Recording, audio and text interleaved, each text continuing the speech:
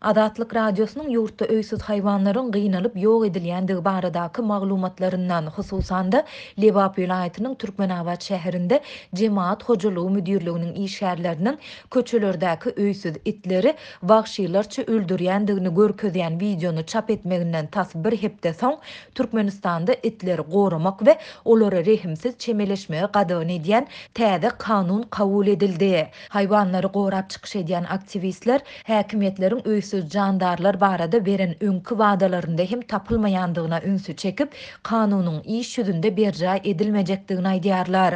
Türkmenistanyň prezidenti Serdar Berdimuhammedow tarapyndan 24-nji iýulda gol goýulan itçilik we kinologiýa işi hakyndaky täze kanun 26-njy iýulda ýurdun köpçülikleýin habar beriş derişdelerinde çap edildi. Resmi habara görä bu kanun itçiligi we kinologiýa işini östürmegiň hukuk, ykdysady we guramaçylyk esaslaryny kesgitleýär hemde tohum itleriň genofonduny gorap saklamaga gönükdirilendir. Kanunyň 23-nji maddasynda eýesiz we ýabanlaşan itleriň sanyny kadalaşdyrmagyň rehimsizligi hemde artykmaç ejir çekdirmeleri aradan aýyrýan usullar arkaly geçirilýändigi aýdylýar.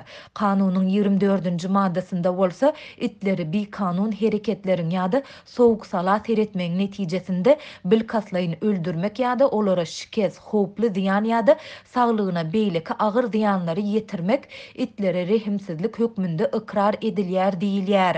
Şeýle-de eýesiz ýa-da ýabanlaşan itleri tutmakda ýa-da olaryň sanyny kadalaşdyrmakda çendinaşy azaplary ýetirýän, ruhsat edilmeýän usullary ulanmak, iti imitden, suwdan, ukudan, dynjalmakdan we fiziki işçilikden mahrum etmek hem itlere rehimsizlik hökmünde ikrar edilýär.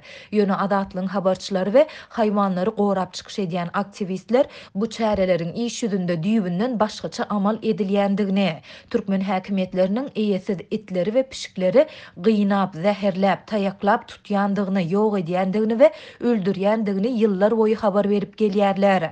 Haýwanlary gorap çykyş edýän yerli aktivistleriň we ýaşaýjylaryň 18-nji iýulda Türkmenabadyň köçelerinde düşüren videolary häkimetleriň öýsüz itler we pişikler babatdaky rehimsiz çemeleşmesiniň soňky şaýady bolup durýar.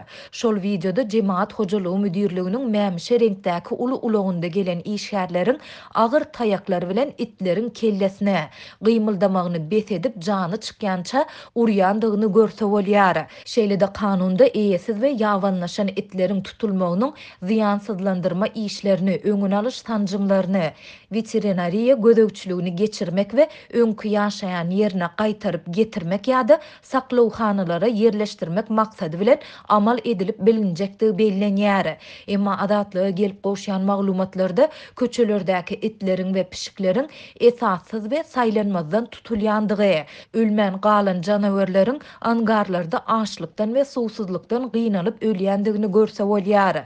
Şeýle-de kanunda ilatly nokatlaryň çäklerinde eýesiz we ýabanlaşan itleri tutmak işiniň diňe ýerine ýetirji häkimiýetiň yerli edarasynyň çözügde esasynda döredilýän topar tarapyndan amala aşyrylyp bilinýändigi aýdylýar. Şol bir wagtda habarçylarymyz we haýwanlary gorap çykyş edýän aktivistler häkimetleriň bu işlere Jemaat hojalygy müdirliginiň yerli häkimlikleriň işgärleri bilen bir hatarda käte adaty raýatlary we çağalary hem çekýändigini habar berdiler. Häkimetler olary pul hemde beýleki peşkeşler bilen höweslendirýärler. Kanunyň 41-nji maddasynda bu kanunçylygyň bozulmagynda günäkär şahslaryň Türkmenistanyň kanunçylygynda bellenlen tertipde jogapkärçilik çekýändigi aýdylýar ýöne ceza çäreleriniň jikmejikleri aýdyňlaşdyrylmaýar.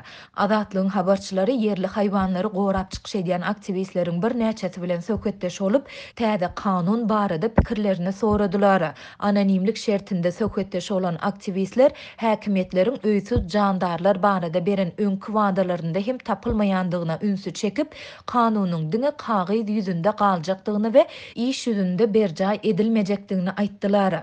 Yakında geçirilen prezident saýlawlarynyň öňü tirasynda häkimetler müňlerçe it we pişik üçin ýetlenen penahananyň guruljakdygy barada gürüňleri ýaýratdy. Bu barada sosial ulgamlarda hem maglumat ýaýrady. Ýöne soňra bu mesele gürüm-jürüm boldy. Şeýle wadalar 2017-nji ýylda we ondan soňky ýyllarda hem berildi. Ýöne wadalaryň soňy gelmedi. Bu kanun hem edil sol wadalar ýaly bolar. Sebäbi biziň ýurdumyzda kanunlar ýurdun içinde ulanmak üçin däldi, ýurdun daşynda, halkara ýygnaklarynda ulanmak üçin kabul edilýär. Bu diňe halkara jemgyýetçilik üçin taýarlanan bir surat, bir göz boýukçylyk. Mysal üçin biziň adaletçimiz ýaly raýatlar üçin düýbünden peýdasyz. Şonuň üçin haýwanlary goraýjy aktivistler bir tarapdan ýurtdaky hakykatlara gabat gelmeýän garaşylmady kanunyň peýda bolmagyna begenýärler. Ýöne başga bir tarapdan hiç zadyň üýtgemejekdigine ynanýarlar. Dip Aşgabatly bir aktivist 26-njy iýulda aýtdy. Türkmenistanyň häkimetleri köçelerdäki itleri we pişikleri rehimsizlik bilen duzok gurmak, zäherlemek hemde taýaklamak arkaly ýok etmek çärelerine mundan 10 ýyl ozal girişdiler.